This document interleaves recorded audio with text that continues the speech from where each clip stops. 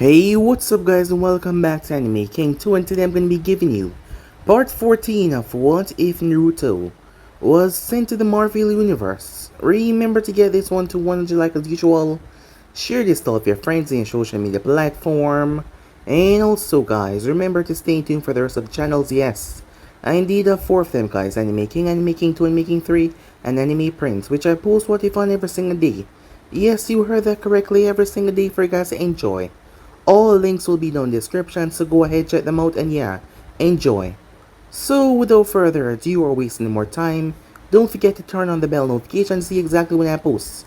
So let's jump into this brand new episode, shall we? Begin now guys.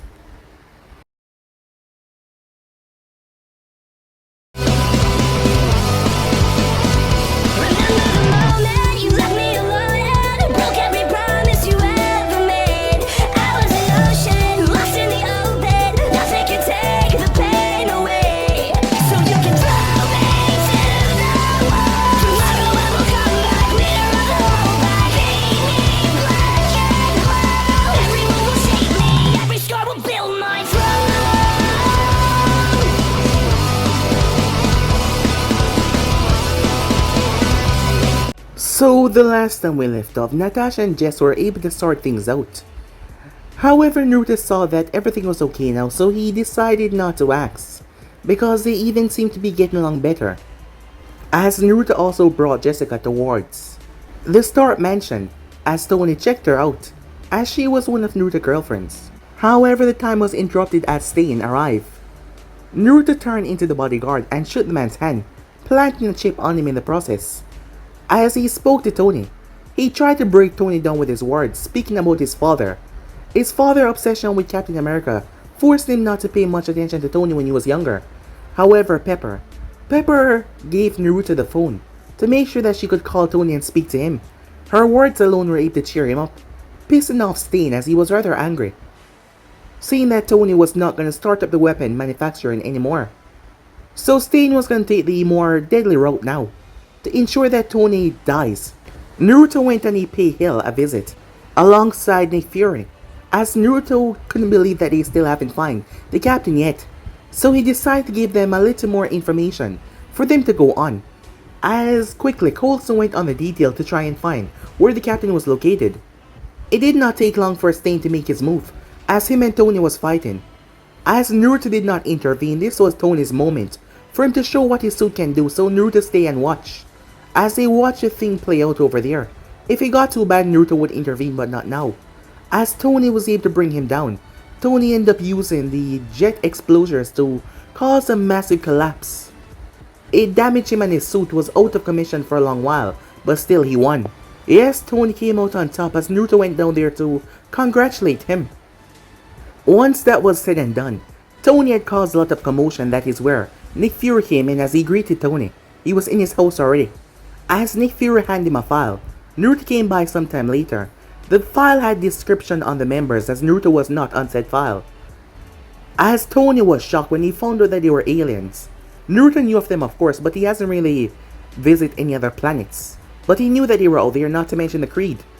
As those blue aliens had the ability in their blood to bring back human from the death. So yeah, as Fury had one of them locked up in his basement, Tony's mind was just being blown over and over, hearing the things that he never thought was actually possible. The world was a much more bigger place than he thought, as they were surrounded on all angles. He still did not even know how powerful Naruto was. However, he had a lot of thinking to do, as Fury wanted to build the Avenger Initiative to protect the Earth just in case threats that need to be established as a life and death Earth ender. So the Avengers need to be there. There were also files on the other 2 agents, one of them being Natasha, the other one being Clint, and also Banner, this super green monster. Naruto's file was more secure though, as there was barely any information on him. While they knew that he was ridiculously powerful, they did not know much about him. There was only a few. As for Cap, they were able to finally find him. However, Fury wanted to put Cap in an environment to make him think that he had just came out of the ice, but Naruto laughed at that idea, saying that it was rather dumb, causing Nick Fury to think about what he was doing. As Naruto also paid Peggy a visit and brought her the shield, she burst into tears hearing that Cap was okay and they finally found him. So yeah guys, basically let's split off. You guys can switch across the PlayStation of yourself, and don't forget to go ahead and check out the other what ifs guys, or the other channels. Yes, I indeed have 4 of them guys. Links will be down in the description. So yeah, without further ado, what do you say we begin this now guys? Steve Rogers, aka Captain America, the first Avenger, the first superhero. He was regarded as the human representation of freedom, one of the most influential factors that pushed the World War II effort in their favor. Steve has been out of commission for a long time now. If it was any normal man, they would have been dead. However, because of this serum, his body was able to remain in the ice for all these years, and he had survived, and they had finally gotten him out of it. Steve was currently in a representation of a 90s home, a hospital to be exact, where he was currently lying on a bed. Slowly but surely, his eyes start to flutter open. Steve Rogers never expected that he'd wake up alive after what he had done. He had to crash the plane after all. He fully expected to wake up in the afterlife, heaven or hell, wherever he was destined to go. Pushing himself up, he observed his surroundings. The place seemed a bit disconcerting to him, as he focused around until the nurse/secretary came in. Morning. As she looked towards her watch, or should I say afternoon. Where am I? He asked. You're in a recovery room in New York. Steve listening on the surroundings. The baseball game that was playing. Something was wrong. One of the side effects of the super soldier serum was a eidetic memory. Where am I really? He asked again. I don't understand, the nurse said, getting a bit nervous. That game. It's from May 1941. I know because I was there, he said. The trained SHIELD operative, acting as a nurse, realized the plan had failed. She quickly pressed the panic button. Steve stood up as he walked towards her. I'm going to ask again. Where am I? Captain Rogers, she said, trying to calm him down. 4 men in armed combat suits enter the room. Moments later, well, that was a dud, said Naruto as he watched Steve Rogers rushing down a New York street barefooted as he was heading down Times Square. Glancing behind him, Peggy was there. What do you want to do now? Peggy took a deep breath to calm down her mind. All she wanted to do was to rush out the stairs and meet Steve right now. However, she knew that it was not the right thing to do. She needed to remain hidden for as long as possible to keep an advantage over Hydra. We're going to wait for Fury to bring him to the old gym before meeting him. For now, we should keep watch over the situation, said Peggy. Time skip. Are you going to be okay? Yeah, said Steve, looking up at the guy with the eye patch. He couldn't believe the gravity of the situation after it was explained to him. A part of him was better off just dying in the ice than waking up now. Yes, that was only a part of him though. Everything was just so different and new. The crowds, the building, the cars. Only his training and his mental capacity kept him from freaking out. We should get in the car. I can't answer the questions that you have while we're out here in the open. Some people just followed that suggestion. However, the captain was not just anyone. He would not just trust anyone even if he was technically in the States. He turned and faced the man. You don't just expect me to follow you anywhere, do you? God, I hope not, he said. But you should know, you have no other option for now. I can say that I'm a part of a US-based agency, he said, flashing his badge. Steve ran multiple things in his head at the moment to try to find the best viable option at the moment. And there was only one thing that he could do now. Of course he could fight his way out, but he would indeed get recaptured due to his lack of intel. If he get into the car right now, he could still fight his way out, even if things went south. He nodded towards the man to show that he would follow for now. The man walked and opened the car door. The man got in on the other side after he closed the door. The cars quickly lined up into a convoy as they moved. I'm Nick Fury, Director of the Strategic Homeland Intervention, Enforcement and Logistics Division, or you can just call it SHIELD. Steve pushed those thoughts about the agency away for now, wanting more information. We are a US-based international agency focused on dealing with the weird aspect of the world. The car drove under the same building that he had just escaped from. For now, we're going to do a series of medical tests on you to make sure everything is a-okay. Steve just listened to him talk. He was not sure if he was safe for now, but at least they were not just aiming their guns at him. Nevertheless, his eyes tracked everything that he could use as a weapon. The car parked near the door as Fury got out. Steve copied what he did and got out as well. As he followed the director, he noticed the agents kept some distance away from him and make sure that he was not crowded. He arrived to our room. There were multiple machines inside. As he figured this was a medical bay. Can you answer a question for me? Sure. As long as it's not classified, said Fury. This shouldn't be classified. Do you know what happened to Agent Margaret Elizabeth Carter? Steve asked, making sure to use Peggy's full name. Fury fully expected this.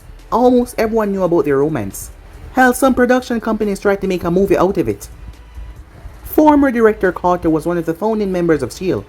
She obviously became the previous director of S.H.I.E.L.D. Fury said, hoping that he could soften the blow.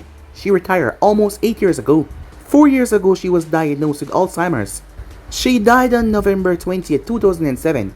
Steve stopped in the middle of the hallway when he heard what Fury had said. He continued to stand there trying to absorb everything that he just heard. Time skip, July 13, 2009.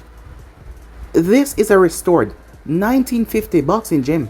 We bought this place 2 days after finding you, Fury said as he walked around the old school gym.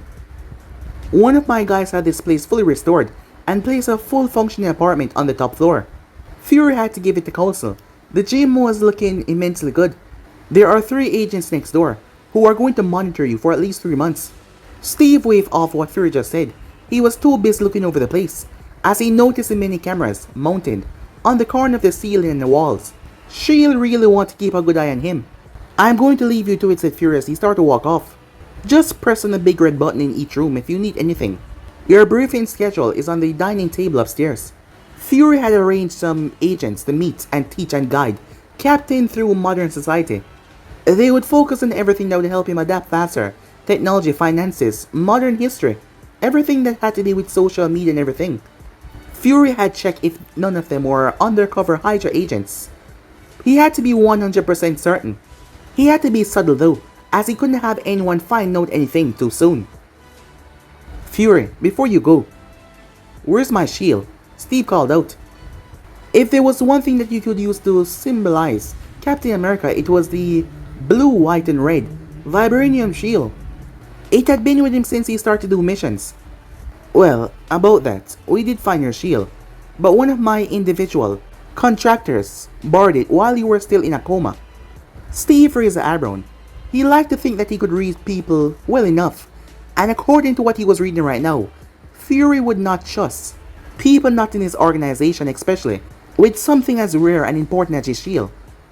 He's supposed to bring it back after a week. I'm going to try to make contact with him so we can bring it back. Steve just nodded as he dropped his bag in place, his leather jacket on top. He had chose some casual clothes, some home clothes, and a brown leather jacket and a tactical suit just in case, from S.H.I.E.L.D. wide selection of clothing. After the day that he's had, he would like to release some stress as he walked towards the punching bag.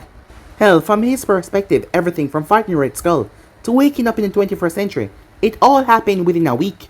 So yeah, it was a lot. As he heard the automatic door locking, he knew that there were agents outside monitoring him. Hell, more than half the people in the neighborhood must be agents. But he did not have the energy to do something about it right now. As he moved over towards the punching bag, as he started to punch the thing, and punch it, and punch it, and punch it, he came to a stop when he noticed it was about to rip, as he grabbed the thing and steadied it. He was not even winded after that. Due to the super soldier serum, you need someone to steady that for you, Steve heard. He quickly turned and went into his fighting stance. He saw a man sitting, looking down at him as he sat on the ropes of the boxing gym. Orange jacket and brown pants. However, Steve noticed something strange. He had whisker marks on both of his cheeks. Who are you? Steve said in a threatening tone. The gym itself was supposed to be a secret location, so how did this guy sneak inside? I have a bone to pick with Fury. I'm not one of his independent contractors. I just happen to have a closer relationship with him than other agencies. The man then jumped off the rope. Steve went on high alert as the man moved towards him. He surmised that he was the one that borrowed his shield. The name is Naruto Uzumaki, information broker, mercenary, and overall badass, said Naruto, introducing himself. What are you doing here? Steve asked, not dropping his stance. I'm here to return this to you, said Naruto as he reached behind him. Of course, Steve was beyond shock when Naruto pulled out his giant shield. As Steve had saw Naruto move towards him and there was no indication that anything was on his back. So where did it come from? As he threw it, Steve caught it. He inspected the shield before placing it on his arm. I'm also here to talk to you about something. I guarantee that you would like what I'm about to say. Just a warning, someone's listening on our conversation. Shield, asked Steve. Hell no, said Naruto. I already hacked their feed. They have no idea I'm even here. The person listening now has a more personal stake in this conversation. Steve had no idea what hacking meant, but he assumed that it was something impressive. He wouldn't admit it, but he was interested in what this Naruto wanted to talk about. But he still did not drop his guard. As Naruto walked towards the bench press and sat down, he pulled out a hot tub of ramen. As Steve raised the eyebrow, "You want some?" Naruto asked. Steve shook his head no. "Well then, more for me," said Naruto. "Before we start, I need you to remember that we're living in some weird times. You understand?" "Sure," said Steve, wanting the conversation to move forward.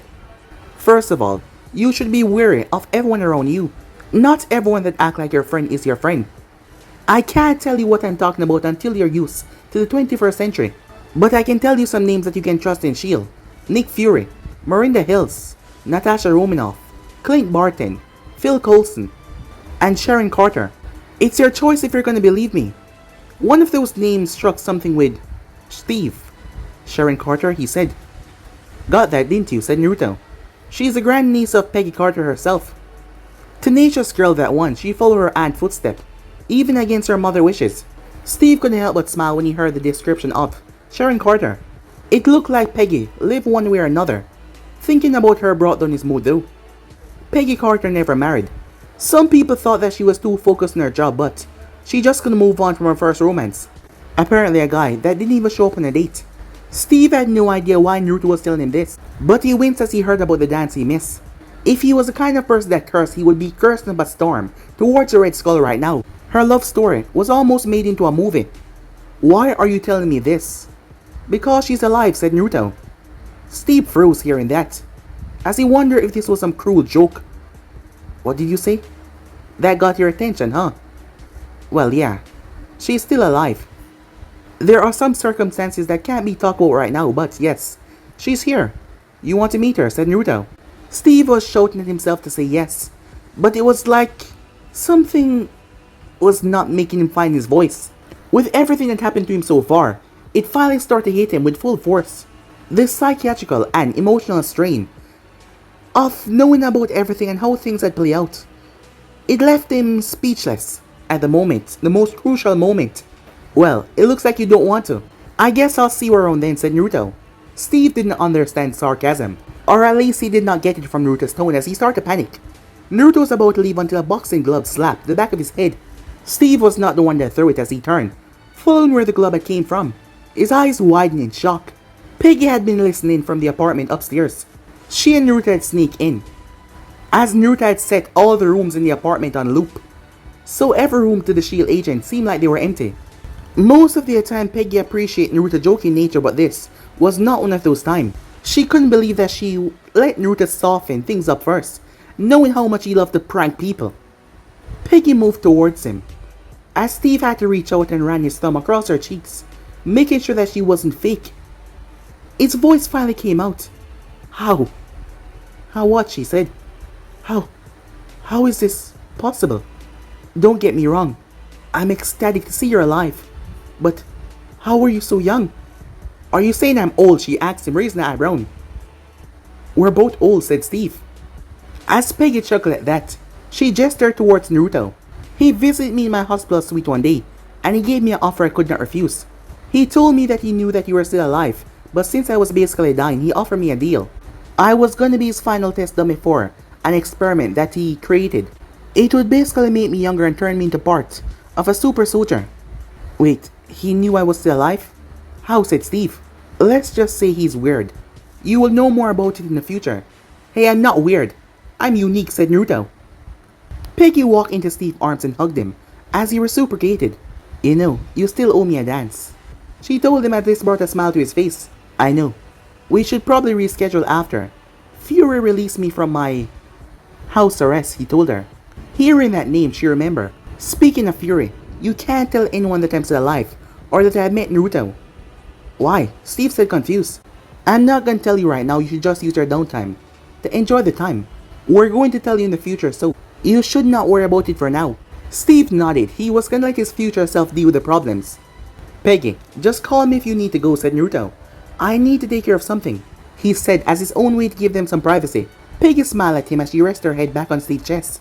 As Naruto pulled out a speaker, as he placed it down, he started "It's Been a Long Time" by Harry James and Helen Forrest before he flashed away, leaving the two to dance. Time skip. It has been 4 months now since Steve had came out of the ice. As it has been going well, Naruto expected him to blow the cover, however, the captain acting skills were pretty okay. He still acted like he was depressed since returning back to modern society, as Fury had him being educated about the world as it is right now. However, Naruto had to intervene every now and then to fix up a few things. Flashback. Fury was currently underground, in the office in Washington DC. This was where he did his most sensitive work, like the plans regarding Hydra and the Avenger Initiative. Only Maria Hill knew about this, but he had a pretty good guess that Naruto knew about it as well, and if Naruto knew, that meant Romanoff knew as well. He needed to check every person that he interacted with though, as he was creating a profile on Hydra. As Naruto flashed inside, Fury did not show any surprise or anything. He had seen him done it so much time before. As Naruto was a pretty bit pissed off by that, he loved and enjoyed seeing him miserable. "You're no fun anymore," said Naruto as he sat down. "Good to know that I'm just a source of entertainment for you," said Naruto. Fury then turned towards him fully. "I need the shield back." "What shield?" said Naruto. "I don't have time for this. Where is it?" "Jeez, what got your panties in a bun?" said Naruto. "I think Cap already have it since I left it there a few hours after you dropped him off." You already met him? In person?" "Nah, I got no interest in a man with no sense of humor. I watched him a few times. Not in a creepy way, of course." Fury knew that in the past few days, Captain has been in the gym, Parmenta Complex. There was no existential source except for him and the agents. However, he did know that the camera feeds could be tampered with. And, unless he plays a agent by his side 24/7, well, he wouldn't know everything. "I noticed your agent rotation schedule. What's your plan with that?" said Naruto. Fury already knew that Naruto was up to something, but he went along with it. The guy came from the Fortis. "I can't consider him an asset unless he's up to the current times," Fury said. "Asset, huh? Well, I'm not sure that you'll be able to use him in your standard espionage missions. He is a leader and a fighter. You might be able to use him in extractions, short intervals, and retrieval, or maybe the welcome wagon." "I know that," said Fury in a grumbling tone. "Pretty useless since she'll only do a few of those high-class missions. Anyway, that's your problem. But I want to see the agents that you chose as the captain guides." "So, it's Hydra, huh?" Fury said. As he picked up the assignment, he passed a slip of paper to Naruto, who looked it over. "You did a great job of screening the agents. Too bad you did not check deep enough, because every one of these dude and dudettes are a deep cover agent of Hydra." "What?" Fury said. "Yep, from what I can tell, the first two were recruited before they joined S.H.I.E.L.D., and the last four was recruited inside the academy. Just think of it like this. 40% of every agents below level 6 clearance has Hydra influence on them. 60% on anyone above level 6 clearance. At least that is what I got from checking 80% of your personnel." Fury couldn't help but slam his head down on the table. He knew that Hydra had a pull inside of S.H.I.E.L.D., but hearing how much, it made the task more daunting. Anything else but a complete purge and scrap and rebuild would cause S.H.I.E.L.D. to be taken over once again. "What would it take for me to see that list?" Fury said. "You're not gonna see my list anytime soon," said Naruto. "Set everything that you can for now before worrying about Hydra." As Naruto pulled out a piece of paper, "These are the agents I'd recommend you to use. It's your choice on how you're gonna play it, so that Hydra doesn't know what you're doing." Fury took the paper and pocketed it. He was gonna check it later after he had a few fingers of bourbon. In the flashback, Naruto almost chuckled as Nat came in. She looked like a frazzled secretary. However, she gave him a glare to make sure he did not. "Good morning, Haim," said Naruto with a smile. "How was work?" She groaned as she heard the question. "I just got a promotion," Natasha said, kicking off her heels. "It was horrible." "That two statements don't exactly work together. You know that, right?" said Naruto. "It worked if your boss is Justin Hammer, and he promoted you as one of his personal assistants." Naruto had stopped monitoring Natasha and Jessica after they requested that he stop. However, They always have a hydrogen seal on them just in case. So he had no idea what was going on with them. He's a young Tony Stark, copycat, that is cranked up to 1000. I think he just promoted me to get a chance to get in my pants. He didn't do something, did he? Said Naruto. Natasha noticed immediately how Naruto's tone changed. As she looked towards him, she placed a hand on his arm to calm him down. Easy, she said, nothing happened. She said in a soothing tone. He tried to make something happen but nothing did. I can handle myself, worst come to worst. I'll break some bones and get myself fired. Naruto visibly calmed himself down after hearing her statement. Natasha knew that the seals around the apartment prevent Naruto's aura from leaking out. If it spread throughout the city that they were in, some people would feel like they were suffocating, and some might die. As Naruto pulled her closer, tell me again, why did Fury assign you this mission? Natasha leaned on him. Fury got some intel that Hammer was doing some questionable moves. Espionage on Stark Industries, shortening of contracts, and black market sales, just like Stain. Damn, is every armed dealer just a power-hungry asshole, said Naruto. Well, Tony's just an asshole most of the time, said Naruto. He added with a chuckle, as that made Natasha chuckle as well. That sounds right, she said. Have I told you how Hammer is pulling his hair out recently? Are you going to tell me why, said Naruto. She turned around as she sat on his lap. Everyone in the industry hoped that Tony would completely dismantle his weapon manufacturing division after temporarily suspending the division. Instead, Stark Industry returned stronger than ever, focused on utilizing other market district like body armor, reconnaissance, weapon system, and communication. What about the whole Iron Man fiasco, said Naruto. Natasha's face went sour when she heard that. That's a whole nother beast entirely. A bunch of CEOs of different weapon manufacturer companies band together, led by Justin Hammer, and lobby for the US government to take Tony's suit away. It has just started but is quickly gaining traction. So that's what they've been doing, said Naruto. Who's doing what, said Natasha. Naruto snapped his gaze up towards her. He was talking to himself. Hydra has been moving some pieces. They are doubling down, bribing, blackmail, calling in favors. I thought they were preparing for the takeover, but it did not fit their timeline. So their goal is to get their hand on Tony's suit. Natasha had no real idea on Hydra movements. If it wasn't for Naruto, she wouldn't even be aware. What are you gonna do about this, she asks. Nothing. She blinked. Nothing? Yeah. Hydra won't be able to move in the light. They can only do backroom deals and underhanded tactics. It can do a lot, but not as much as they would like. Besides, if Tony can make the US government back down in an attempt to get his tech, then there won't be any more blatant move in the future, and he would have solidified his hold on his suit. And what if he bombs it, she said, or the unexpected happens? Then I destroy the suit. They won't even know I did it, said Naruto. So it's a perfect rhyme. I mean, can you imagine Hydra grunts, all of them wearing a fully functional Iron Man suit? As Natasha shivered at that would be immensely bad. She got off Naruto, she got to the kitchen as she filled a tap of water. She drank it down. As she was feeling a bit famished. We got in leftovers, she said. Yeah, there's some pizza in the fridge. I'm gonna heat it up. Just relax for now, said Naruto.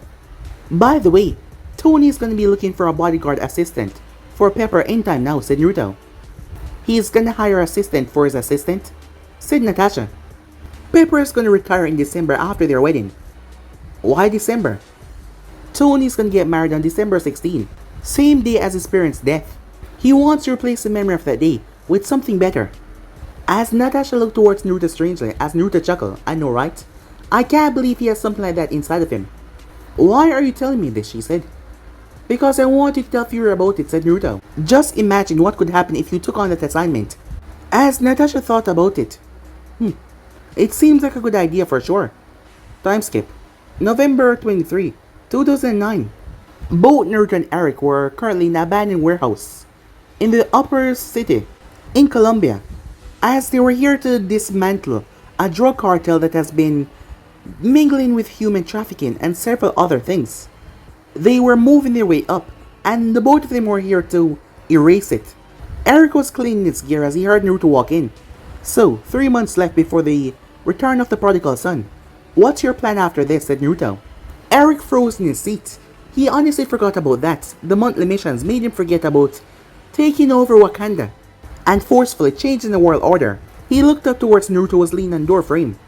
I have no idea, he said, as he reached for the Komoyo beads that he was using as a necklace that was not yet complete. I would probably still go to Wakanda. And when you arrive, said Naruto. We'll see, Eric said, as he loaded his pistol and strapped it in. Naruto was kind of stuck in his plan. He could not get an accurate read of Eric's thoughts. As far as he could tell, he could go 50-50. He would need to deal with the problem though if everything goes south. As Naruto pulled out the locations. We're gonna hit every one of these places tonight, said Naruto. Our goal is to end everything before the sun rises tomorrow. Any questions? Naruto asked. Eric shook his head negative. Alright then, let's move, said Naruto. Time skip. As Tony was listening to Happy, who was talking about Naruto, today was December the 16th. Naruto had taken over the kitchen and started to cook a bunch of stuff. He wasn't even using anything inside, he was just pulling things out of nowhere. He also transformed into multiple of himself that turned to other people. Tony was pretty nervous. Today was a special day. Today was his wedding. Rudy had been stressed. Tony kept on talking about his tie, saying if it matched his suit, and despite going over several of them, he still didn't feel like it matched, despite it matched perfectly. He was just nervous. As Naruto had done many things, he went to the back and placed his hand down on the ground and plans just started to grow. The trio finally reached, that include Happy, Tony and Rudy. As they were impressed by the wedding setup, Tony and Pepper just decided of a small wedding, like 20 people, that included the judge that was officiating. Tony did not invite anyone except for close friends and family. He would probably host a public event in the future, but for now, this is just for them. As her mother and father was there, along with her two sisters. Yes, Pepper's whole family was there. Mr. Jorgen Potts was a retired judge from Virginia. He fully expected Pepper to be a lawyer, however he was shocked when she entered business school. He was against Tony in the beginning, seeing that his lifestyle was not one of, well, stability. However, that all changed when Morgan was born. And then there was Mrs. Veronica Potts, who was a chief of medicine. Tony greeted the guests as he made his way towards Pepper's parents. He shook Jonathan's hand and gave Veronica a kiss on the cheek. Did I miss anything? He asked. In a respectful way, he really didn't want to piss them off. Not much, said Jonathan. However, one of your groomsmen were still fixing something a few minutes ago. Which one was it? The tall blonde, said Jonathan as Tony turned as he saw the white pillars that were fixed in the location. However, those were not normal. Tony had donated a few millions to a Greek government because he had watched Hercules while he was drunk, and he liked the show. Well, in order to repay his kindness, they gave him some Greek pillars, carved and, well, created. However, the thing was like 4 tons. Maybe the people did not know that it was that heavy because Naruto had carried them in front of everyone and set them up perfectly. You okay? Veronica asked, seeing the shock look on Tony's face, as he realized that Naruto almost exposed himself because if anyone tried to at least attempt to move those, they would realize what was going on. Well, they wouldn't realize, but they realized that he's not normal. Yeah, Tony lied. Just surprised by how good it looks. As Tony bade them goodbye before moving towards his position.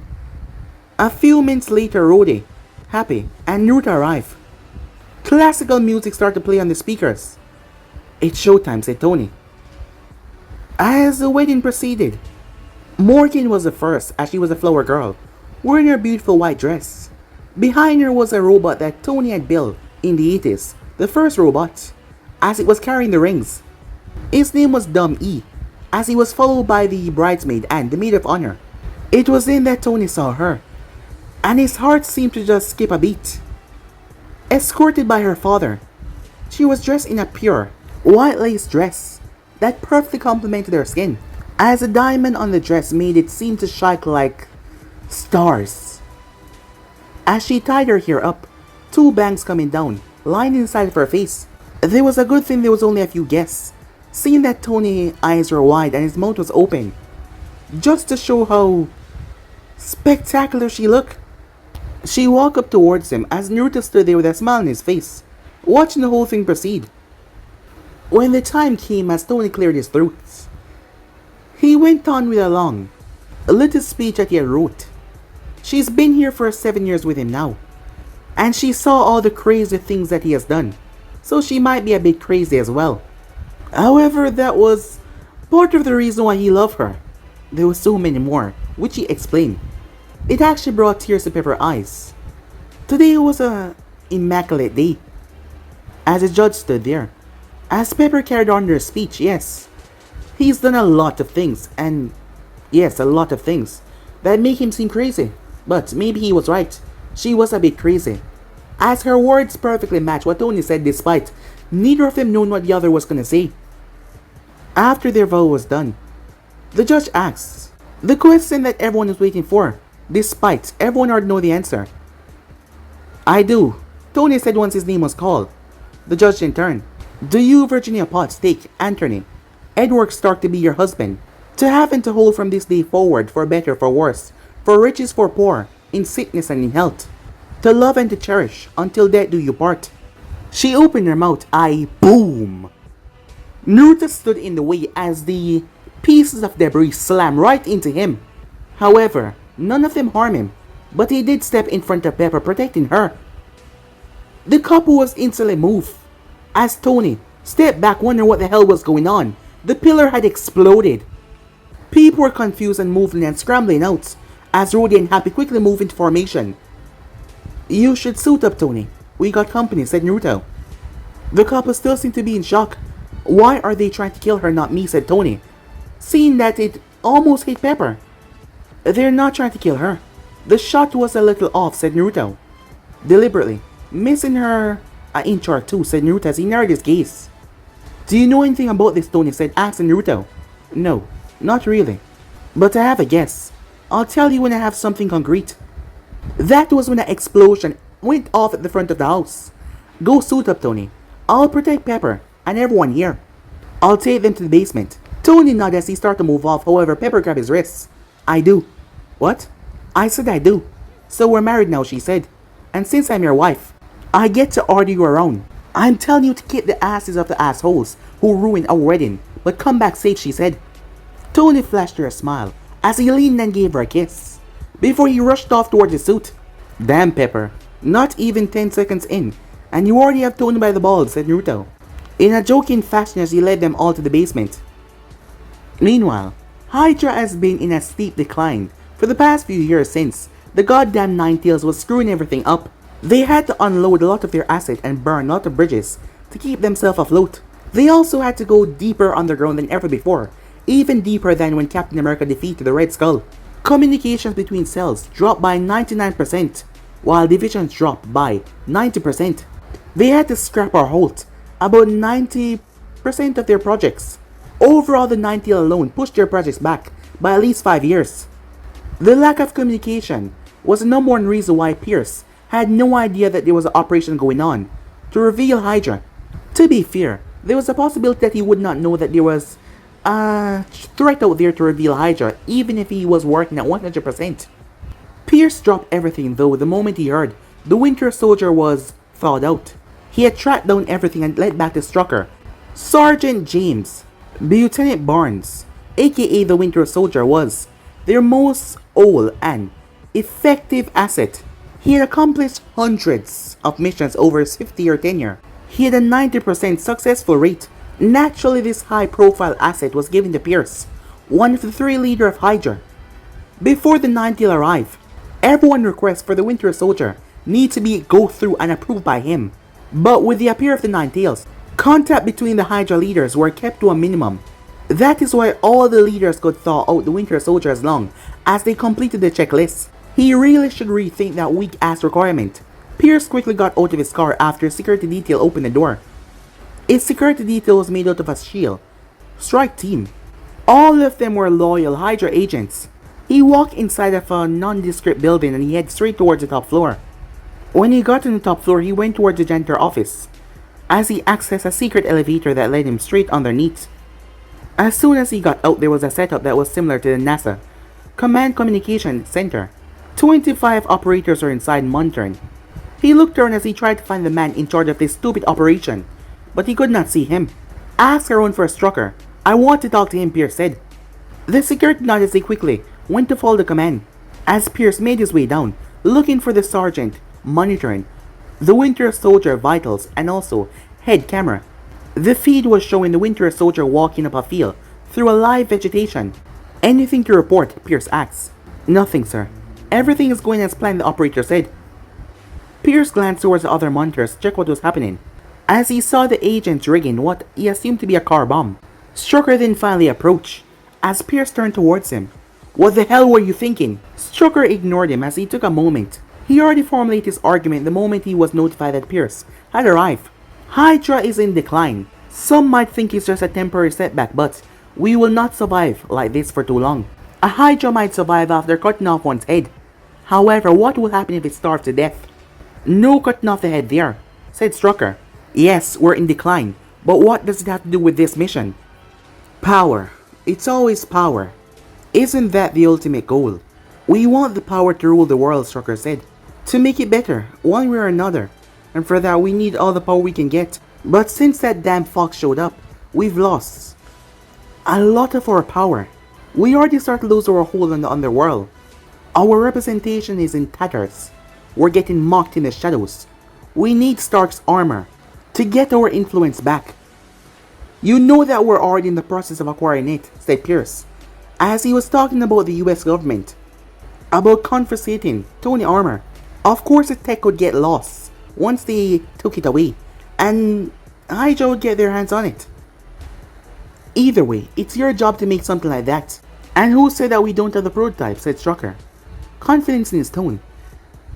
It has only been 2 months since we upgraded Sergeant Barnes' prosthetic. The problem is we don't have any idea how to minimize the hydraulics to allow someone to enter inside. It's more like a robot by this point.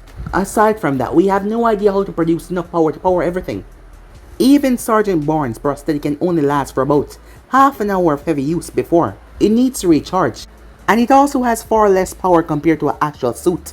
That still doesn't answer the question, why did you order the Winter Soldier to kidnap Virginia Potts? We don't need any attention right now. If the original plan goes off without a hitch, we will have the armor by next year. We only get it if it succeeds. If it fails, Stark will have complete ownership of the suits. And we cannot make a play right after the hearing commences, said Strucker, keeping his calm despite the pissed off look on Pierce's face. But if my plans succeed, there is no need to wait on the US government. We can have the suit right now.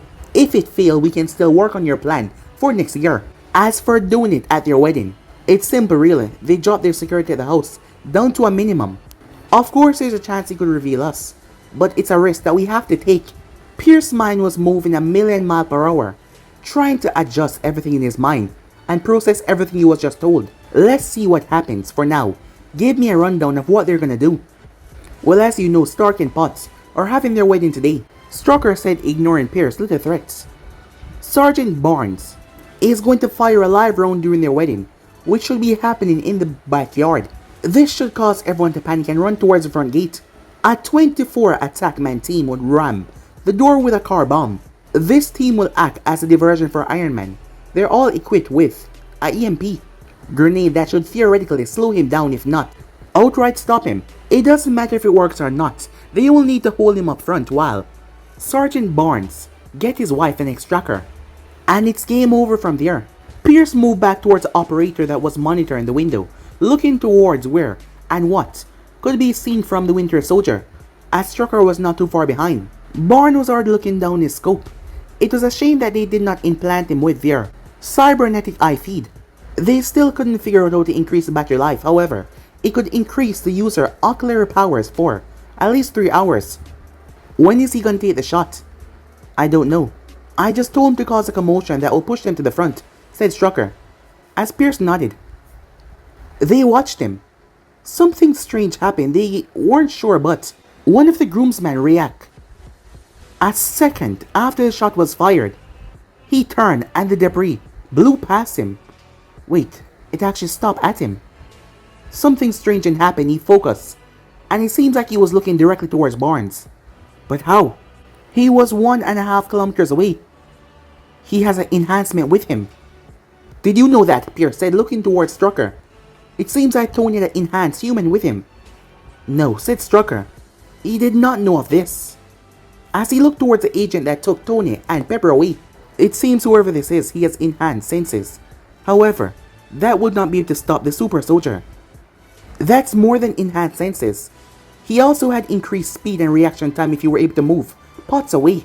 Not to mention, all that debris hitting him. It did not even seem to hurt him in the slightest. You better hope this plan doesn't get tracked back to us, said Pierce as he looked towards Strucker with an angry look. They did not know that Naruto already figured everything out. He knew that it was them. Meanwhile, at the mansion, all of the guests were in the wine cellar. The basement had 2 exits and they were on both sides of the room, so Naruto, Rody, and Happy could easily guard the place. As Naruto could hold back the enemy while they moved towards the other exit just in case. Tony would be the one dealing with the assault team. Naruto activated Sharingan as he saw the EMP grenades. Hydra really underestimated Tony if they thought EMP was gonna work on him. One of the first things he added to his suit was EMP shields. Since every one of their guests was close friends and family, no one was getting hysterical or afraid. Yes, they were a bit scared because, well, who wouldn't be? But they had confidence that Tony and Happy and Rody could protect them. Tony will be alright. Those guys are easy pickings compared to what he has already been through. Naruto told Pepper as he saw her worrying about Tony as she was holding on to Morgan on a chair. Besides, he knew what's at stake if he failed. He would not back down, even against a god. That is what I'm afraid of, Pepper said as she brushed Morgan here. Tony forgets to limit some time and bites off more than he can chew. I can say for sure that Tony will not die today. Those guys outside are not coming for him, said Naruto as he looked directly at her. They're coming for you. Jonathan, Victoria, Rody, Happy, and Morgan all overheard what Naruto said. Morgan just leaned in towards her mother, not really taking in everything that much. As Naruto activated a disruption seal that prevent anyone else from listening in, it made it seem that they were just talking silently from the outside. What do you mean they're coming for my daughter? Who are you anyway? Jonathan asks. This guy was close to Tony because he was one of their groomsmen, but that was all that he had. Oh, me? I'm Nathan Umber, said Naruto. Tony in turn and board member, and also Morgan bodyguard. Naruto introduced himself using his alias. Anyway, there's a guy coming towards the mansion, I'm sure. They're coming for Pepper or Morgan to use them as leverage. Rody started to make his way. What are you doing? Said Naruto. Going after the son of a gun, Rody said, fixing his statement since Morgan was there. Huh, that guy would eat you for breakfast even if you take Happy with you. You know him? Asked Rody. Met him on a few jobs. Always found him scurrying away though. Can't happen to finish him for unknown reasons. As for his description, let's just say that he's a cyborg. Captain America. Rody cursed under his breath. As much unlikely as it was, the guy must be a super soldier. If Naruto was saying that. Met him on a few jobs. Finish him off. What kind of intern or bodyguard are you? Said Jonathan looking towards Naruto. The special kind, said Naruto. You can handle things here, right? He said looking towards Rody. Rody nodded. They had picked up weapons on their way to the basement for Rody and Happy. As Naruto started to leave the room. As Naruto gave the room one last look to make sure everything was fine. Glancing up to Tony, Naruto saw him making quick work on the assault team. As Naruto focused back on the Winter Soldier, jogging through the backyard carrying an assault rifle. As Naruto changed his appearance slightly, and the shade of his hair as well. You know, said Naruto, that's not nice. Can't you just knock? The Winter Soldier looked towards him before he raised his gun. Barrage of bullets shot towards Naruto.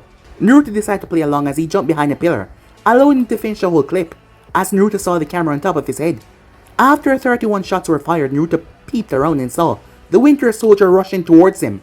Barn pulled his hand back and threw it, expecting the metal arm to completely obliterate Naruto. However, Naruto simply caught it. Shock. Even the video feed showed back what just happened. Pure utter shock. As Naruto slammed a foot in his guts, releasing the arm while he did so, causing the Winter Soldier to be thrown across the yard. As Naruto went after him, expecting an exciting fight. But guys, be in subscribe right here. If you want the next person to do, like, subscribe, comment down below, turn on that bell notification to stay posted. Remember to share all of your friends in your social media platform. And also guys, don't forget to go ahead and check out the brand new episode over on the other channel guys. Yes, I do have 4 of them: Anime King, Anime King 2, Anime King 3, Anime Prince, which I post for fun every single day. Yes, you heard that correctly. Every single day for you guys to enjoy. So go ahead, click that red subscribe button and become part of the Anime King family. And thank you for all for your help and support. Remember to comment down below and tell me if you're new. I'll be replying talking back to all of you. And don't forget to turn on the bell notification and see exactly when I post, because yes, I do post every day. So without further ado, what do you say we jump right out of here? I'll see you guys soon. Peace, guys.